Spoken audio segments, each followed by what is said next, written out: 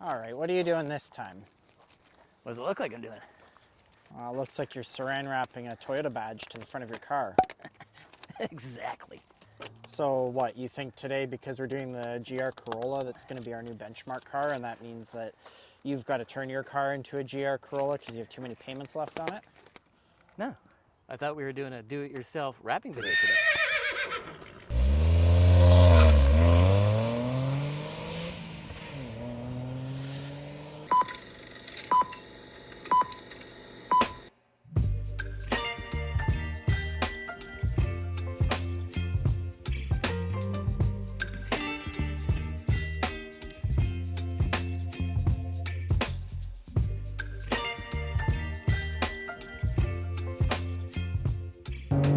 All right, Chris, and we are off in our GR Corolla review. So, as we said in the intro, the whole point of this review is to see if this is our new benchmark for enthusiast vehicles. So, usually with the enthusiast vehicle, And we got an S-bend right here. oh, okay.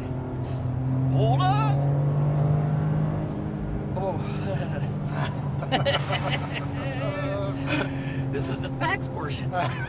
So yeah, so yeah, Okay, so I'll put it in 6. We'll quiet it down now.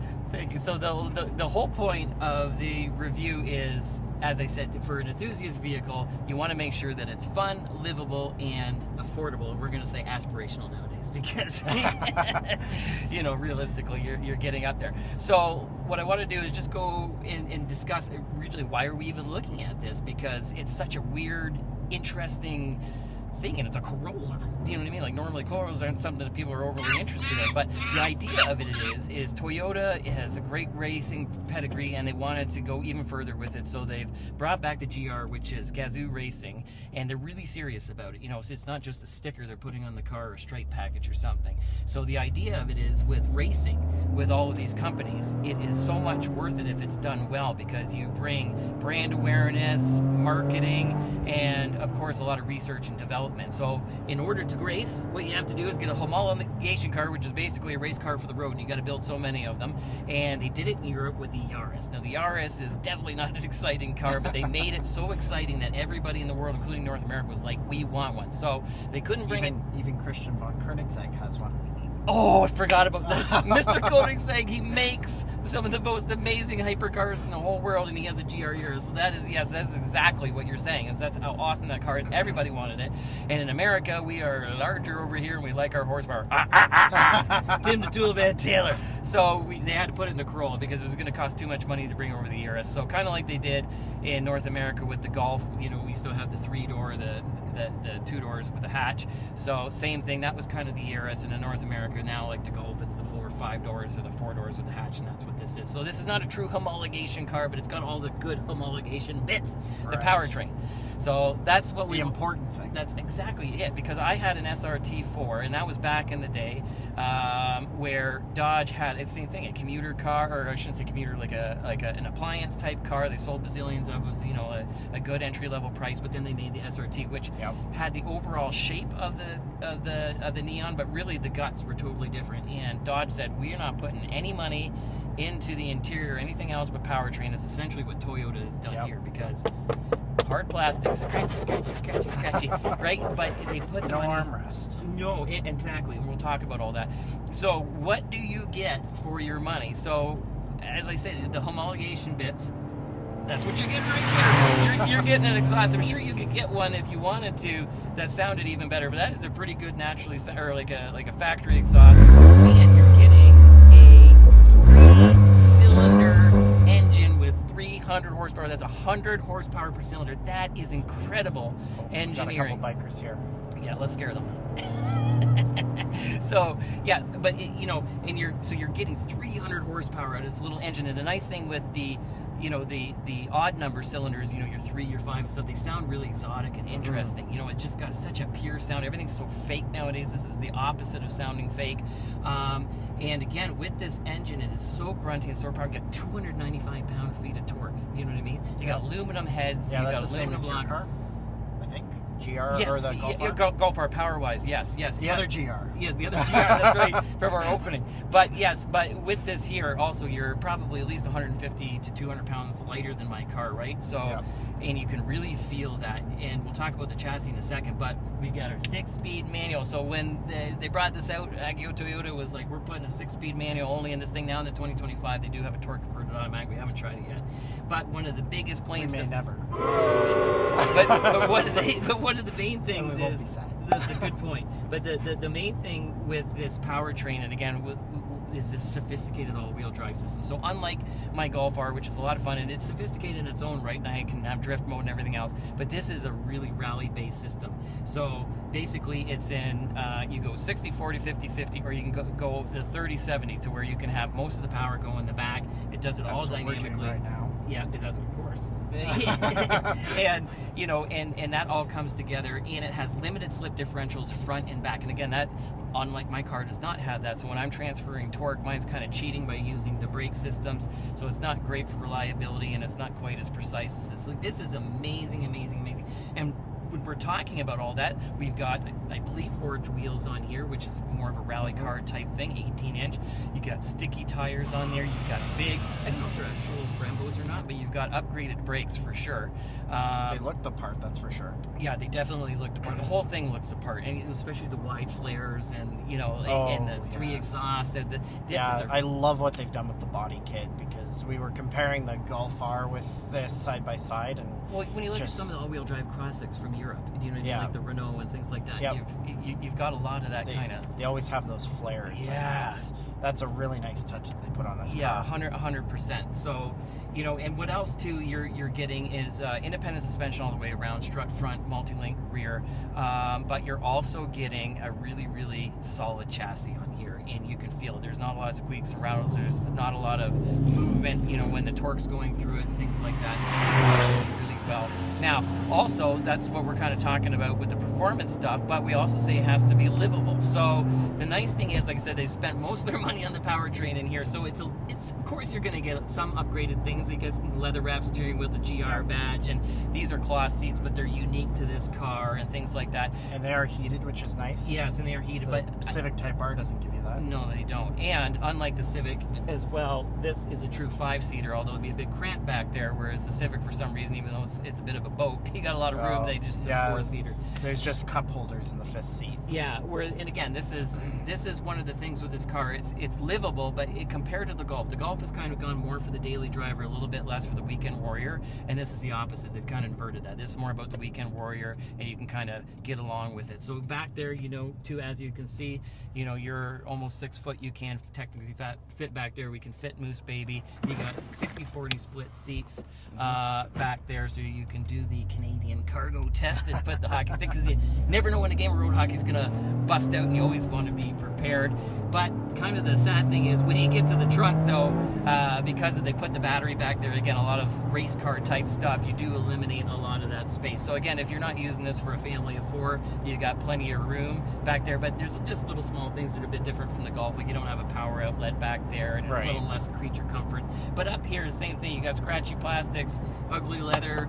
This is a Fisher-Price thing that looks like I said, an Uber that I drove in 2012 and it has in a Prius. It has a giant border. There's like a mile around the side of it. Yeah, it's nice. And so, but I mean, realistically, you got all the creature comforts. You got your safety stuff. Yeah. If they were gonna do that, they should have put some hard buttons. They really should. Well, at least they got some hard buttons on, like mine. But yes, I totally agree. They could have filled it up. But I mean, you do. You got Apple CarPlay. You've got power windows, power locks. You got all the safety stuff. You got basically everything that you would need in here. And when you're talking about price, well, this is where we're going to give a shout out to the Up Auto Group and Stratford Honda for letting us borrow this, because I'm pretty sure that they would love it if you bought this. This is technically a pre-owned car, but they loved it so much that they thought they'd keep it and sell it themselves. It probably won't last long. So check them out. But realistically, the Toyotas, if you were to buy a new one, they range anywhere from like the $50,000 to $60,000 mark, kind of like the Golf R and the Civic Type R. They're in that neighborhood. And being that said, I think that is probably your direct competition is. You've got the Golf R and you've got the Civic Type R, and this kind of sits itself somewhat in the middle, whereas the Civic Type R is really, really hard edge, really, really focused on track, whereas the Golf is kind of the opposite end of that spectrum. It still handle itself on the track, but it's going to be a lot more good with the daily driving stuff. With this, you've got a true hatchback and everything else, but it's a little bit more hard edge. So I'd have to say that definitely you're getting a lot of bang for your buck, especially with the powertrain, and that's what everybody wants to see. So let's pull this thing over and get me behind the wheel. All right, it's time to do our traffic light Grand Prix acceleration test. We're gonna race up that fake stoplight just as fast as we can and hammer on the brakes. Okay, here we go. Ready?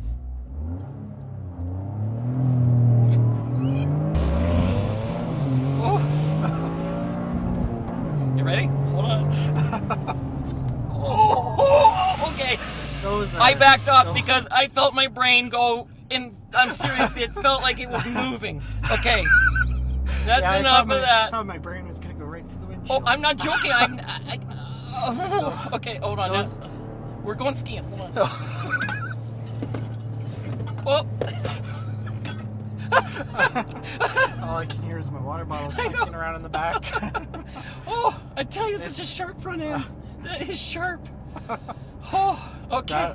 Those brakes. That was the same. Those are something. Those out are, of every car we've done so far. Like, that's not even a competition. No, like those brakes are probably on par with the carbon ceramics that were in the GT3 RS. And you can get stickier tires. Could you imagine, like you know what I mean? Like these are the Pilot Sport 4 tires. Like these are, you know, these kind of a happy medium tire. You could probably get Cup 2s or something. Yeah, like that is insane. And with these wheels and stuff, like you just feel that less, you know, unsprung weight, and it just feels so solid. Like, look, you don't feel any movement in the actual physical chassis. Yeah, there's a little bit of lean because of the suspension, but like it is. I can't believe that this is a Corolla. No, like just listen here. Like my car has fake noise. I love the 3-cylinder. Listen, this is real. Yep. Do you know what I mean? Like, yeah, it sounds like I'm in a rally car. It sounds incredible. And like just the little shakes, right? Like in the gear shift, it's like a real mechanical. You gotta push that thing in and it thumps in, and like the little vibrations on the steering wheel. Yeah. Oh, this is incredible. It feels like a real car. It feels. Everything is real. Yes, that is lost nowadays, and this is the whole point of this being a benchmark. Is the Ford Focus RS? I was enamored with that car. I've had it a couple. We've done a review on the show on it, because that's Ford said we don't care about anything but making a marketing tool. Right? You know what I mean? Say, like, it's not about anything about how many people can we sell this to. This is, we're building a serious car to get people to come into the showroom, and that is what this thing is. Like, this feels absolutely, we talked about it with the Golf R last week, this feels extra serious. Yeah, Like, even when you turned it on, remember when you turned it on? Like, for the first time, the sound of just the exhaust, and I asked you, I said, the burble and the growl. I was like, is this a tuner car? Like, it sounded like I couldn't believe it. You know what I mean? Like, that's just, nowadays, you just don't see stuff like that. No. That was Akio Toyota's entire mission with this car, though. He wanted to build something that he enjoyed driving. Because he's a race car. If people don't know, he's an actual race car driver. Yeah, he's a race car driver. Yeah. He's a car enthusiast. He built a GR version of a Toyota Century. Yeah, that's true. Well, and the thing of it is, which I find really inspiring, is the fact that on the refresh version of 2025, I saw a whole segment on it. They ripped the car apart and said, okay, what did people say in real life, including their, like, you know, it's one thing to R&D it, but when in real life, what broke on it? And it was having overheating issues with the rear diff, and supposedly they fixed it. Some other suspension pieces and things like that. So the point is that this is something they're passionate about, because they know it's going to bring people into the showroom because they're serious about racing again, you know. And I love the fact that GR now is a serious thing. It's not just, you know, like your R line or your N line, like, you know what I mean? Like they just water it right down. Like this is, you know, if you're getting this thing, this is something to be. Right, there's no GR line. No, they call those the XSE. They're a whole different trim line. Yeah. They don't even try and pretend that it's like this. No, and this is, like I said, we're going to wrap this up in a second, but this is exactly what I was hoping for. You know, like yes, you set up a little bit higher in this car, but not too high. You're not up on a perch. This is a rally position. you know. You feel like you're encased in a cockpit in this car. And I'm glad they went with cloth because it looks nice and it keeps you, in the seat. My leather seats are great and everything, but you're slipping all over the place.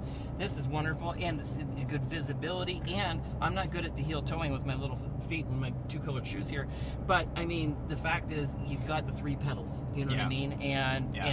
And it does have the cheater mode if you're not very good at heel toe. I was just going to say the intelligent manual transmission. Yeah, which I wish my car had. And we didn't talk much about, we talked about just briefly in the other segment about this 4-wheel drive segment. And the fact that unlike the 2025, which does it all automatically now, you can be in control. We can put this in, like I said, the 60/40, 50/50, or 30/70. We decide that you got sport mode, you got track mode, you got eco. It's a Toyota. You know what I mean? Like, again, is it going to get you 35 miles a gallon? No, but for a fun car, it's still better than a Civic. And the nice thing too is it remembers what mode you were in. Because, that's a little bit a big thing. Yes, mine does Golf not. R does not remember. No, but the GLI did. Right. Yeah, and that's that's an enthusiast thing. That shows that they care. And I think that's the main thing. So we'll wrap it up there, but let's go to our final thoughts. It's amazing. All right, so we're back, and the whole point of this review was to see if the GR Corolla will become Neutral Review's new benchmark enthusiast vehicle, and I think I have to hurry up because they're closing the dealership, and I got to go talk to the salesperson about trading my Golf R. That's all I have to say. Done. I think it succeeded in that role. What do you think? It's absolutely incredible. Like, when just everything about it, the engagement, there's some of the touch points in the interior we know are not so great, but just the way it drives, the way it sounds. It's a rally car. It sounds like it's a rally car. Does everything perfectly as far as that goes. It really is. I really think this is up there for one of Canada's top days. I know I'm coming. I got 13,000 kilometers. We'll see you next time. Thanks for watching. Don't forget to subscribe, Mom.